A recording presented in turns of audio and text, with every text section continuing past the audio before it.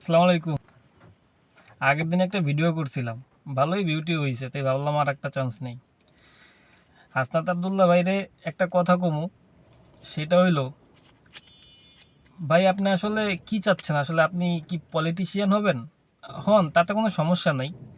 আপনি পলিটিক্স করবেন, আপনি যাই করেন, আপনার সেটা ব্যক্তিগত পার্সোনাল ওপিনিয়ন, সেটা আপনি যাই খুশি করতে পারেন। কিন্তু ভাই আপনার কাছে রিকোয়েস্ট, নেগেটিভিটি ছড়াবেন না।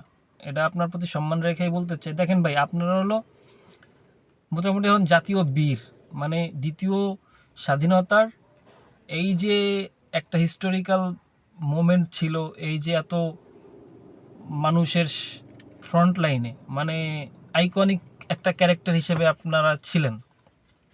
তো আপনারা আপনাদের জায়গা থেকে যদি দায়িত্বশীল কথাবার্তা না বলেন, তাইলে যারা আপনাদের পিছনে, মানে আপনাদের নেতৃত্বে লড়াইটা করছে, তারা আসলে কি শিখবে? তাদেরকে আপনি কি বার্তা দিচ্ছেন, কি মেসেজ দিচ্ছেন? আপনারা বৈষম্য বিরোধী ছাত্র আন্দোলনের ব্যানারে থেকেও আপনারা বৈষম্য সৃষ্টি করতেছেন। দেখেন আপনি কি করলেন সেদিন, কথায় তারেক রহমান সাহেবরে নিয়ে যে ধরনের মন্তব্যটা করছেন, ভাই এটা আসলে কীরকম? মানে এটা কি বৈষম্য তৈরি করে না? এটা আপনার সামনে যারা বসে আছে আপনার ফলোয়ার, আপনার সহযোদ্ধা ছিল, তারা বীর, তারা কিছুদিন আগেই এই দেশটাকে স্বাধীন করছে, তারা যোদ্ধা।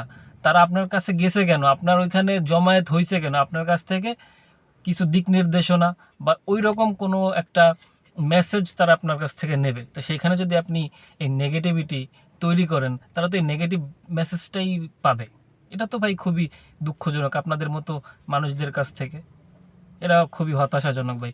আশা করতেছি ভাই নেক্সট টাইম আপনি এই ধরনের বক্তব্য থেকে সরে আসবেন। দেখেন ভাই, আপনি কথা বলার আগে আপনি আপনি পার্থ স্যার আছে, পার্থ স্যারের কথাগুলো দেখেন, তারা কীভাবে কথা বলে। তারেক রহমান স্যার কথা বলে, ওনাদের কথাগুলো দেখেন, তারা কীভাবে কথা বলে, তারা মানুষকে কীভাবে রেসপেক্ট করে। আসলে রেসপেক্টটা থাকতে হবে ভাই। এখন আপনি যদি একজনের সম্মান না করেন ভাই, আপনারা কীভাবে মানুষ সম্মান করবে? তারপরেও ভাই, তরুণ বয়স, হঠাৎ করে না চাইতে অনেক কিছু পাইছেন, চাইছিলেন চাকরি, পাইয়া গেছেন দেশ। এটা হইতেই পারে, মানে মিস ইউজ করেন না ভাই এই বিষয়গুলো। ধন্যবাদ। আসসালামু আলাইকুম।